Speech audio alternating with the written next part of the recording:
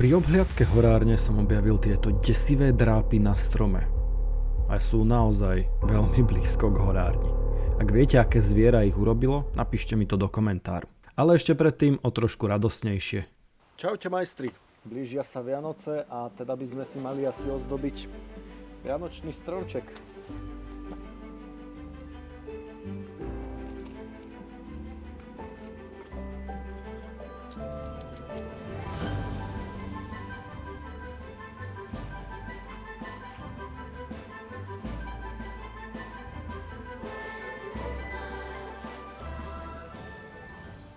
Šťastné a veselé Vianoce, ľudia. Je to tak, dobrodruhovia, táto epizóda je taký vianočný darček. Užite si sviatky a buďte všetci šťastní. Ja som sa ešte pred prežieraním štedrovečernej večere a nálože koláčikov pustil do poriadnej roboty, aby som spálil veľa kalórií. Povynášal som nejakú hlinu zozadu, ak si pamätáte z minulej epizódy, kedy som to miesto upratal. Následne som potreboval vyčistiť toto predné miesto, pretože sa vrhneme do ďalšieho bodu z našich úloh na zozname zimných prác. Jednou z nich bolo aj upravenie tohto miesta, respektíve zasypať tú veľkú dieru, vyrovnať to tu. Začal som samozrejme tým, že som odstránil túto liesku, ktorá hoď je tam pekná, ale chcem ju nahradiť ovocným stromčekom, takže som ju začal pomaličky vypilovať. Následne som začal kopať jamu. Bola tam dosť kamenistá pôda, čo nie je úplne vhodné na stromčeky, takže som urobil tú dieru poriadne veľkú a vysypal som ju lepšou hlinou. Keď bola diera hotová a ja som skoro nespadol, tak som sa so sekerou vrhol do jamy a sekal som. Trvalo to naozaj dlho. A presekal som sa až do tmy. Ten strih bol úplne úžasný, ale skrátka takto vyzerá zima. Dvakrát seknete do stromu a je tma. Mal som v ten deň strašne veľa energie a dobre sa mi pracovalo, takže som pracoval do hlbokej noci. Ďalší deň ráno som naštartoval motorovú pílu, aby som si s ňou trošku pomohol a uľahčil robotu. Ale musel som to kombinovať s tou sekerou. Chcel som to totižto vypíliť poriadne, aby tam už nerašili žiadne nové liesky. Lieska je dosť nezmára, ona vždy nejako vyraší. Chcel som od toho mať pokoj, takže radšej som tomu teraz venoval o dosť viac práce, ako by bolo potrebné. Skrátka som to chcel vykinožiť.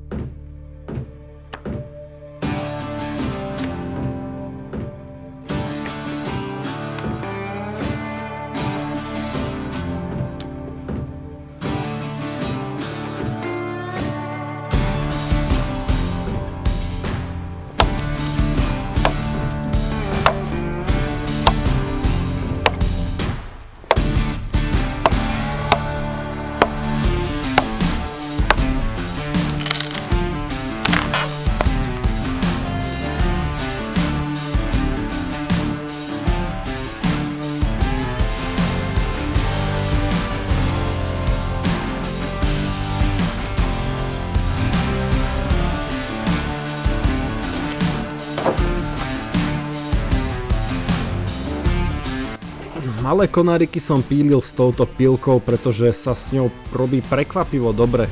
Naostril som ju a rezanie bolo jednoduché, nechcelo sa mi s ničím hučať, nechcelo sa mi hučať elektrickou pílou, tak som si to proste pílil ručne. Bolo to urobené raz, dva. Začína mať dosť veľa týchto lieskových konárov, keďže pozemok bol v podstate dosť obrastený a keď mám čas, tak to tu trochu čistím. Nechám to tam pekne vysušiť a ďalšiu zimu bude palivového dreva opäť dosť. Keď už som mal dosť práce na tej časti, tak som sa vrhol sem. Nie je to veľký rozdiel, taktiež som potreboval odstrániť tento divoko rastúci, ani neviem čo, krík. Je to proste nejaký pichlavý, divný stromček, takže som ho vypílil a plán je taký, že toto miesto trošku tiež skrášlim a príde sem takisto ovocný stromček, takže som začal kopať. Tu už bola pôda oveľa viac kvalitná, skrátka úplná krása. A aby ste chápali moje plány, tak tu vám to trošku vysvetlím. Tu, kde kráčam, tam bude taký malý kamenný múrik. No a niekde v týchto miestach si viem predstaviť 2-3 schodíky, ktoré sa potom otočia a pôjdu smerom hore. Myslím si, že tie schodíky by boli najkrajšie z kameňa. No a je tu zase tma. Ono to tak nevyzerá, ale vtedy ešte bolo celkom pekne vidieť. Ďalší deň ráno bol trošku náročný. Nič sa mi nechcelo, mal som taký deň na nič. Takže som sa vrhol do zametania a čakal som, že každou chvíľou ma chytí múza alebo energia a ja vymyslím, čo budem dneska robiť. Ale nakoniec to bol celý deň taký deň blbec, kedy som robil len tú nevyhnutnú robotu. Celý deň som sa ponevieral a urobil som jeden krok dopredu a 2 dozadu. Ako môžete vidieť, tak doslova. No nebola to moja chyba. Bolo naozaj vlhko. Celý deň bolo 5 stupňov, takže bolo neuveriteľné blato. A výjsť na kopec s týmto fúrikom bola naozaj veľká výzva. A to som bol, prisahám, triezvy. Vôbec nič som nepil. Aj keď to tak nevyzerá. Keď som konečne zdolal tento obrovský kopčisko, tak som si povedal, že takto to v dnešnom dni nepôjde.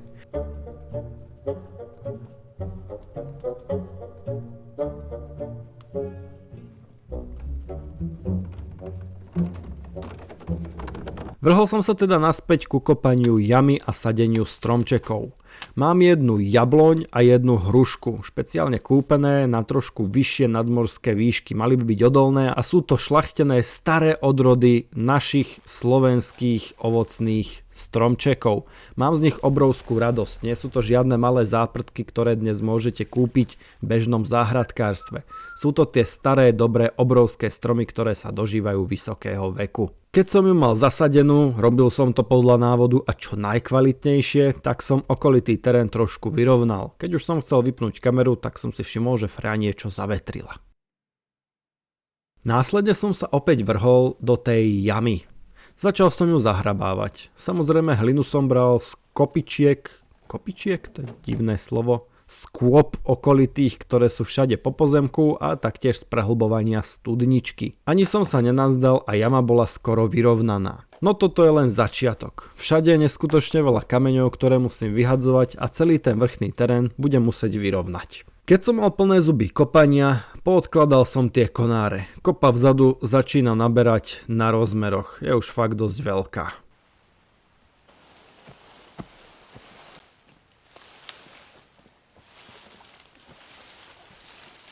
Potom som pri prácach našiel tento starý železničný podval, vyzeralo to celkom pekne, neviem prečo. Tu mi šľahol konár do ksichtu, našťastie nie do oka a bol to vlastne posledný konár z tejto liesky.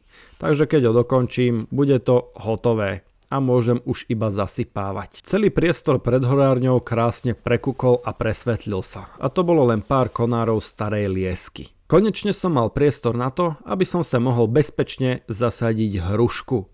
Mal som z nej neskutočnú radosť a dúfam, že sa oba stromčeky uchytia. Už si to viem predstaviť, ako mi priamo pred horárňou bude rásť krásna hruška a na nej sladké plody. Veľmi sa na to teším, avšak to je ešte nadlho. Sadenie stromčekov mám rád, avšak som nerozhodný človek. Rozhodnúť sa, kam ich nasadím, je naozaj niekedy výzva. Opäť prišla tma a tu si môžeme zahrať hru Hádaj, čo v tej tme robím, pretože tam nič není vidieť. Ďalší deň ráno som mal chuť na menšiu zmenu. Chcel som urobiť niečo kreatívne. Preto som sa rozhodol, že si urobím kamenný schodík pred horárňou. Bolo to v pláne, ale nebolo to nič podstatné. No teraz som dostal naozaj veľkú chuť niečo také urobiť. Takže som sa vrhol do roboty. Zistil som, že podložie je pomerne tvrdé, čo sa mi teraz hodí, ale keď tu budem chcieť zasadiť trávu, tak to bude nevýhoda. Aj napriek tvrdému podložiu som pár centimetrov kopol do hĺbky. Keďže tu mám veľa nevyužitých škridiel, bude to absolútne perfektné na to, aby som s týmto podložie ešte trošku spevnil. 2-3 fúriky škridiel, ktoré som poriadne rozbil a rovnomerne rozložil, by mohli stačiť.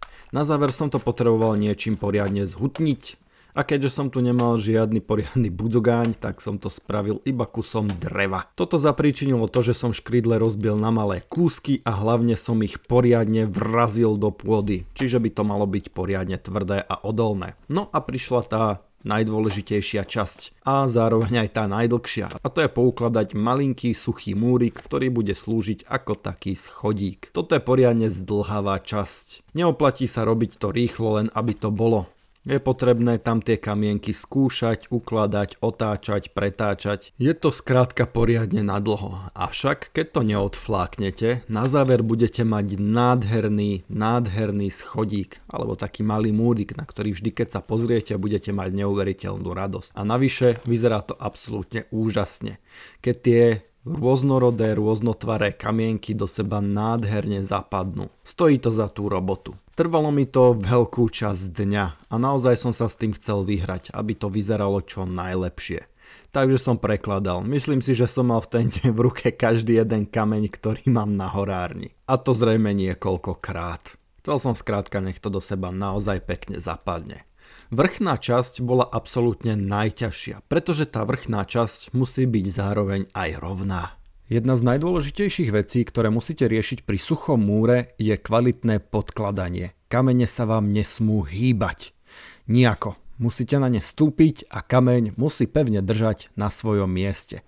To je veľmi dôležité a s tým som bojoval pomerne dlho a ešte zrejme aj nejakú chvíľku budem. Od toho sa odvíja pevnosť múru. Keď som mal samotný schodík ako tak hotový, upratal som kamene, respektíve nakopil som ich na seba, aby neboli rozťahané po celom dvore, ale boli na dvoch väčších kôpkach.